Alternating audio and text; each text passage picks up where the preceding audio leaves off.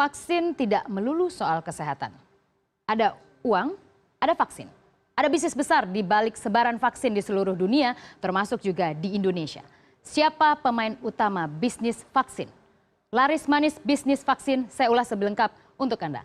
Kita mulai terlebih dahulu dari nilai bisnis vaksin di pasar dunia. Kita lihat kebutuhan vaksin yang disebut bisa mencegah ataupun menjadi imunitas dalam tubuh setiap anak yang baru lahir hingga dia dewasa, ternyata angkanya sangat fantastis. Kita lihat pada tahun 2014 berada di level 33,1 miliar dolar Amerika. Jadi besar sekali di seluruh dunia. Apalagi negara-negara dunia ketiga biasanya ini menjadi yang memiliki populasi besar. Biasanya akan menjadi salah satu pasar yang sangat gurih untuk bisnis vaksin. Namun kita lihat pada tahun 2016 ini ternyata mengalami penurunan. Kita lihat di 24 miliar dolar Amerika. Ini adalah data yang kita peroleh dari Litbang CNN Indonesia. Lalu selanjutnya proyeksi pada tahun 2019 meningkat sangat signifikan. Kita lihat lebih dari 2 kali lipat menjadi 57,9 miliar dolar Amerika.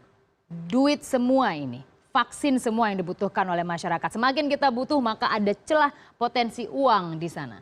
Lalu selanjutnya kita lihat setelah kita membahas mengenai pasar global, kita ingin tahu siapa sebenarnya pemain utama, perusahaan-perusahaan mana yang pasti mendulang keuntungan, revenue besar di balik vaksin tersebut.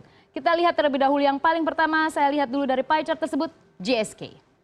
GSK sendiri memang kita lihat, oke saya lihat dulu, ini adalah GlaxoSmithKline, ini merupakan perusahaan yang berasal dari Inggris. Kita lihat ini berasal dari Inggris dan perusahaan ini, tahukah Anda, data terakhir menunjukkan bahwa GSK menguasai 23% pasar vaksin di seluruh dunia. Dan ini berdasarkan data dari WHO yang terakhir. Mungkin Anda tidak begitu familiar dengan GlaxoSmithKline ataupun GSK atau GSK dalam bahasa Indonesia. Tapi tahukah Anda beberapa produk bisnis consumer healthcare GSK yang ada di Indonesia menjual produk-produk yang sangat dekat dengan keseharian kita sehari-hari.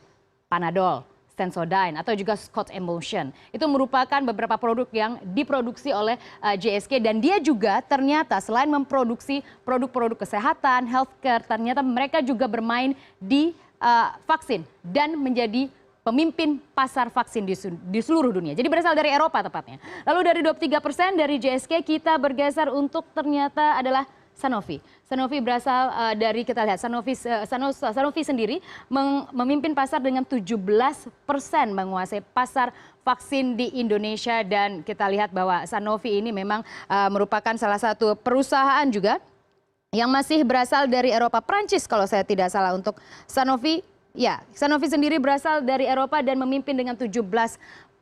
Dan kita lihat beberapa produknya memang kita lihat sangat dekat sesungguhnya dengan kehidupan kita sehari-hari seperti Vicin, kemudian Listerine, kemudian kita lihat bahwa ini merupakan produk-produk yang sangat sering biasa dikonsumsi. Lalu kita ke posisi ketiga adalah Pfizer, baru pasar ataupun pemain dari Amerika Serikat. Kita masuk dengan Pfizer. Pfizer sendiri berasal dari Amerika Serikat dan memang untuk Pfizer yang menguasai sekitar 13% produk-produknya. Pfizer tidak hanya ada di Amerika Serikat karena memang markas bisnis mereka ada di sana, namun mereka juga ada di Indonesia dan beberapa produk yang saya sebutkan mungkin juga Anda sangat kenal. Ada Benadryl misalnya, Combandrin, kemudian tetes mata Vicin, itu merupakan produk-produk yang diproduksi oleh Pfizer. Jadi bukan Sanofi tadi ya, jadi diproduksi oleh Pfizer. Ternyata Pfizer juga bermain di pasar vaksin dan menjadi salah satu juga pemimpin ataupun juga penguasa pasar vaksin global.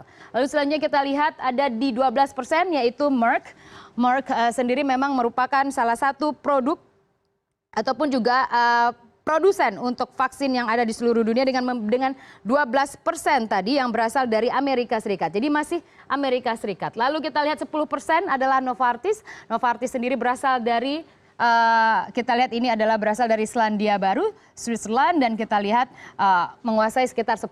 Lalu lain-lain ada 21,4%.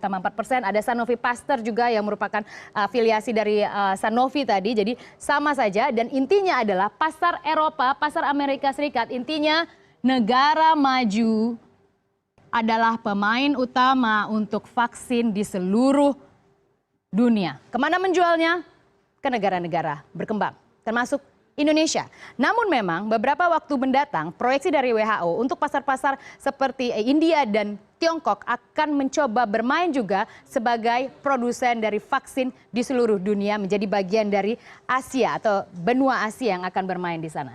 Lalu setelah siapa pemain besar di dunia kita ke dalam negeri, siapa sesungguhnya satu-satunya produsen vaksin di Indonesia? Merupakan badan usaha milik negara. Kita lihat adalah Bio Farma yang sahamnya memang dimiliki sepenuhnya oleh pemerintah. Bio Farma adalah satu-satunya produsen vaksin bagi manusia di Indonesia dan terbesar di Asia Tenggara yang selama ini telah mendedikasikan dirinya dalam rangka memproduksi vaksin dan juga antisera berkualitas internasional. Kita lihat bagaimana penjualan dari Bio Farma. Kita lihat pada tahun 2011 1,32 triliun rupiah. Kemudian mengalami sedikit kenaikan, tidak terlalu tinggi, menjadi 1,43 triliun rupiah.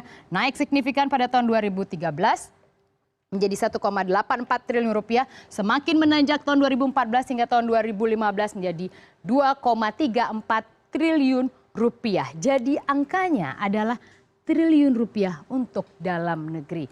Bahwa memang segi ekonomi tidak pernah bisa lepas dari setiap sisi kehidupan manusia. Politik hingga kesehatan pasti ujung-ujungnya duit. Ujung-ujungnya uang. Begitu juga dengan vaksin. Ada potensi pendapatan di sana, ada potensi uang yang besar di samping kebutuhan manusia untuk hidup lebih baik.